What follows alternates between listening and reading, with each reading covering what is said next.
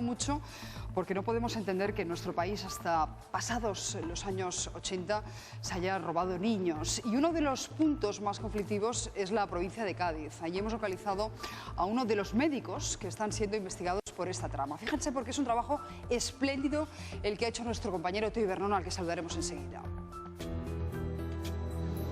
Chari Herrera fue la precursora de las búsquedas en la provincia de Cádiz. Siempre sospechó que su hermana, fallecida al nacer, podía estar viva en alguna parte. El pasado mes de julio se presentó en los juzgados junto a otras 4 familias para exigir a la Fiscalía que investigase. Ahora hay más de 80 supuestos casos en la provincia. ¿Cádiz es un punto negro en este mapa de los bebés robados? Esto es lo que parece, porque después de salir uno, han salido otro, uno detrás de otro continuamente. Parece que se vendían niños verdaderamente. El niño muere, no se le enseña el cuerpo, el hospital se encarga del entierro y claro, todos lo escuchan, dicen, a mí me ha pasado igual y todo fue muy raro, no me dejaron reconocer el cadáver, yo pienso que en mi caso también es igual. Es lo que le ocurrió a Antonio. Su madre dio a luz en 1972 en la residencia Zamacola. La niña nació sana. Por cierto, es una niña preciosa, muy bonita, se la traigo enseguida para que la veáis. Se la trae, la ven, le coge la enfermera los rizos, ¿no? Le dice que tiene bastante pelo. Y que nada, que está muy bien. La niña sorprendentemente fallece horas después. El médico que la atiende no lo comunica a la familia y lo hace su relevo. Y entonces le dice, yo no sé nada, yo tan solamente le puedo comunicar lo que me ha dicho el médico saliente. De que la niña ha muerto porque ha tragado de la madre. Ha tragado de la madre y ha fallecido. Sin embargo, hay otros documentos en los que se atribuye la muerte a una cardiopatía e incluso a una tercera causa. Que en el libro de registro de enterramiento del cementerio pone que la niña fallece por vuelta de cordón. Por vuelta de cordón. ¿Cuál fue mi sorpresa? Que también veo 4 fetos más ese mismo día. Que muere 2 por causa de vuelta de cordón y 2 macerados. También en Cádiz, en el mismo año, nació la hija de Mari Carmen. 39 años más tarde ha viajado junto a María Jesús, su segunda hija, desde Barcelona, donde reside, a presentar una denuncia en la Fiscalía. Al rato vino la enfermera, me pidió la ropa de mi niña, se la llevó y a las 3 horas vino, me dijeron que estaba muerta, pero ya no me dejaron ver la mano. ¿Usted la había oído llorar? ¿La había visto? ¿Había estado con ella? La vi como la tenían en brazos, en un pañuelo verde cogida. ¿No dejaron a tu madre tampoco ver el cuerpo ni nada? Nada. Ella preguntaba y nada, no había manera. Ni enterrarla. Ni enterrarla tampoco, teniendo nicho propio como tenía. Era su primer parto, tenía 22 años y estaba sola porque su marido estaba en el mar, embarcado, trabajando. No ha dejado de pensar en ello. 4 décadas después, como tantas familias, creen que ha llegado el momento de las respuestas. El autor de este reportaje, como les decía, es Teo Ibernón. Buenos días, Teo. Buenos días. Saludo también a Beatriz de Vicente. Hola, buenos días. Insisto, espléndido reportaje. Luego veremos el de la línea de la Concepción. ¿Cuántos casos se han denunciado en Cádiz? Casi 80. Casi 80, lo veíamos antes, en julio ya estuvimos en la línea con los afectados. Apenas había 4 familias en la puerta de los juzgados para presentar la denuncia y esto pues se ha multiplicado de una manera exponencial. Casos sospechosos, estamos hablando, casos en los que en muchas ocasiones las familias han podido exhumar donde se encontraban supuestamente los cuerpos de sus bebés y no se han encontrado absolutamente nada. Casos como el de Antonio, en el que las causas de la muerte que se decían de su hermano eran 3 diferentes. Primero le decían que había muerto dentro de la madre, macerado, también por estrangulamiento con el cordón umbilical, por una cardiopatía, es decir, casos realmente extraños que se están investigando por la Fiscalía de Cádiz y que se están investigando también en la provincia, porque podemos hablar de que este es realmente un punto negro, un punto donde se repite muchísimo esta historia, quizá uno de los sitios donde más haya en toda España.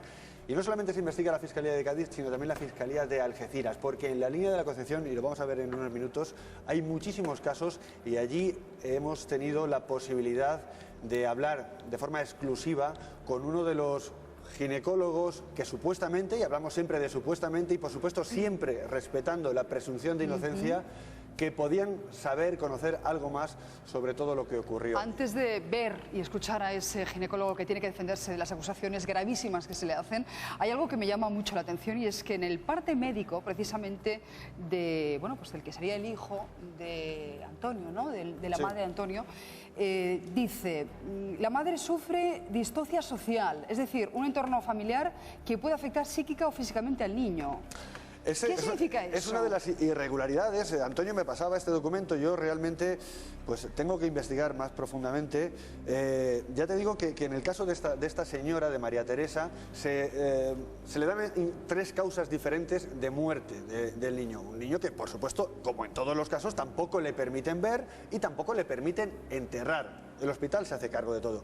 Pero es que además en la historia clínica, que tengo aquí la fotocopia, primero se equivocan en la edad. María Teresa tiene 32 años cuando ingresa y aquí pone que tiene 44. Pero es que además dice, la causa del ingreso es distocia social. Esta mujer entra en el hospital embarazada y para dar a luz. La distocia social, como dices tú, pues son un entorno familiar que podría ocasionar alteraciones psíquicas o físicas. Pero es un cajón desastre en el que todo cabe, ¿no? Claro, es la excusa perfecta para arrebatarle un hijo a su madre. Ese es el problema. Y ahora me gustaría que tocáramos el extremo legal con Beatriz, porque es bastante desolador. Pero, Teo, en este trabajo de campo de Cádiz que tú calificas como punto negro, sí. En cuanto a fechas, ¿qué es lo más próximo que has podido cotejar con respecto a nosotros? Hay casos hasta los 80. Los 80. Los casos comienzan en los 60, 70, algunos en los 80, pero sobre todo, digamos que el punto de inflexión está en los años 70. Y en los años 70, en documentación que he podido ver y que me han enseñado, hay un sospechoso número de abortos y de fallecimientos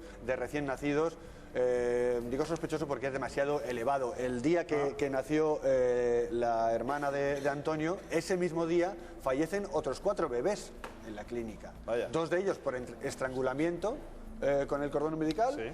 Y 2 de ellos por maceración, que es como se decía en aquella época, pues los bebés que morían en el vientre. Tenemos la hoja del registro. De verdad, no se pierdan este reportaje que viene a continuación, porque ahí, en la línea de la Concepción, todos los casos parecen tener un denominador común. Los niños no están enterrados en el cementerio. Y hay otra coincidencia, ese ginecólogo que atendió los partos. Teo ha investigado a fondo y hemos localizado al doctor García Balaguer.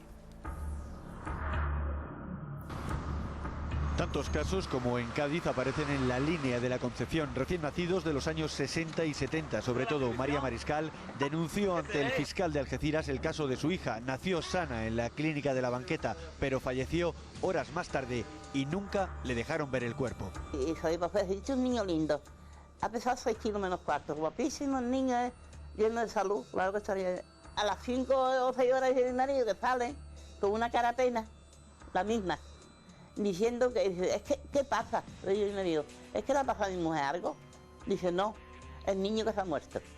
Pero el niño está muerto y no se puede ver. Y además, ¿para qué te voy a hacer recuerdos si tú no vas a disfrutar? Esas fueron las palabras. ¿Cómo se llamaba ese? Ese se llama Abelardo García Balaguer. María no tiene documentos de ingreso en la clínica y su hijo tampoco consta que haya sido enterrado en el cementerio de la línea de la Concepción. Rafael Pérez Carrasco es un detective privado que se dedica con entusiasmo a investigar estos casos. Sus conclusiones son sorprendentes. Debían de constar en el libro de registro de entrada del cementerio. Hemos consultado por fecha esas entradas y ninguno está inscrito como entrada. Cuando se reconoce por parte de funcionarios del cementerio, o sea, hay miembros amputados que están enterrados. Aquí se hacía constancia de todo lo que entraba por el libro de registro. Le preguntamos por el doctor que atendió a María Mariscal. Pues los afectados en este momento, en conocimiento de Fiscalía, que creo que son 30 y tantos. Y en un número considerable aparece este facultativo como el que atendió el parto. A la madre de Flor Díaz Carrasco también la atendió el doctor García Balaguer. Su hijo murió y cuando insistió en que le enseñaran el cadáver, le mostraron un niño demasiado grande para ser recién nacido. Para aclarar las causas de la muerte, Flor lleva años solicitando el legajo abortivo sin conseguirlo. Ahora ha descubierto que la hija del doctor trabaja en el archivo de la línea. El ginecólogo Abelardo García Balaguer todavía ejerce Tiene una consulta en el centro de la ciudad en la que después de lo que está saliendo a la luz no se le ve mucho, rehúye a hacer declaraciones, pero al final nos encontramos con él en la calle. Le parto la máquina, ¿eh? Abelardo, y lo denuncio. tranquilícese, ¿Por qué no quiero salir tranquilícese. No. De lo que están diciendo sobre usted, ¿qué es lo que opina? Todo es mentira, todo es mentira, todo es un... Pero hay muchos casos que coinciden con su nombre, Abelardo. Pues claro que sí, porque yo en aquel tiempo trabajaba como ginecólogo déjenos tranquilos. Por favor, no me... Las fotografías en las que salían bebés, que decían, varias familias dicen que siempre le enseñaban al mismo bebé. No, de eso no sé yo nada. ¿Por qué no salen los registros? ¿Por qué no se puede consultar eso en el registro? Eso es el registro el que tiene que responder, no yo. Yo soy ginecólogo, asisto a un parque y ya ahí termina mi misión, ¿eh? Ahí termina. Abelardo, ¿su hija trabaja en el registro? ¿Qué? Yo no sé dónde trabaja, por favor. No, por favor. Bueno, fíjense, presunto, pero curioso que no sepa que su hija trabaja en el registro. Un padre que no sabe lo que hace su hija llama la atención. Una persona... ¿Qué impresión te dio, Teo? Absolutamente esquiva con los medios de comunicación. Su nombre, desde luego, se ha barajado. Me consta que se está investigando porque de los casos de la línea, que día a día se suman más, pues al menos en una tercera parte de ellos aparece este doctor. Es un doctor que todavía ejerce, hemos visto que tiene una clínica en el centro de la línea y que ha ejercido en distintas clínicas desde los años 60. Hemos podido hablar con muchas familias que, por supuesto, aseguran que este doctor fue el que las atendió. El caso de la foto de la familia de Flor Díaz Carrasco es tremendo, ese niño que evidentemente no era un recién nacido. Desde luego siempre hay que preservar la presunción de inocencia, pero la respuesta esa que nos daba a si su hija trabajaba o no en el registro, que él dice que no sabe dónde trabajaba su hija, yo he visto el boletín oficial del Estado donde efectivamente trabaja en el registro, ¿no? Que su hija trabaja. ¿Puede haber funcionado una mafia organizada de tráfico de bebés, como por ejemplo se ha denunciado en la clínica San Ramón de Madrid? Por lo que sé, por las investigaciones que se están llevando a cabo, sí que podría tratarse de una mafia, de una organización en la que no solamente tenía que haber forzosamente personal médico, sino también religiosos, gente que pudiera falsificar, intermediarios que conectaban con los que compraban esos bebés. Y hay algún caso, podría haber algún caso, en los que incluso se pagaba a esta gente en especie. Hay gente que de forma sospechosa y sorprendente pues ha tenido gemelos a una edad muy tardía, incluso sin tener pareja. Es decir, que se pagaba con algunos bebés. Lo que está claro en este tipo de asuntos, tiene que haber dos partes. Una activa, los que presuntamente robaban bebés, pero otra pasiva. Yo no me puedo creer que en un sitio como en Cádiz no se supiera y alguien debía consentirlo. No, lo que realmente es espeluznante es las coincidencias que se están produciendo en este caso, ¿no? O sea, no es que no existan, no es que no dejaran ver a los padres los cadáveres de los niños, sino es que se suman las tumbas y no hay cadáveres. Y no hay cadáveres, no hay nada. efectivamente. Cuando decían que en el cementerio hasta si se entierra una pierna se apunta que se ha enterrado. En el caso de la línea es que no es que se lleguen a exhumar, es que sencillamente los casos sospechosos, los realmente sospechosos, es que no están registrados los niños ahí. Consta, no tienen tumba. En el hospital decían, yo me encargo de todo, nosotros vamos a enterrar al niño, y luego realmente en el cementerio de San José no hay ninguna. Bueno, y ese registro yo le voy a pedir a Merche, y te doy la palabra enseguida, Alfonso, que nos recupere esa hoja del registro en el que, sorprendentemente, en el mismo día, mueren 4 niños recién nacidos, ¿eh? En fin, muy mal debían ir las cosas para que hubiese tantos No sé cuántos problemas, nacimientos habría ese día en esa clínica. ¿Cuánto cordón umbilical? El año 72, que tampoco estamos hablando de la inmediata posguerra, o sea, estamos hablando de una época en la que ya los avances médicos... Hay que separarlo mucho, no es un tema de memoria histórica, que seguramente durante la guerra civil y la posguerra habría casos similares a los de Argentina, pero esto es otra cosa.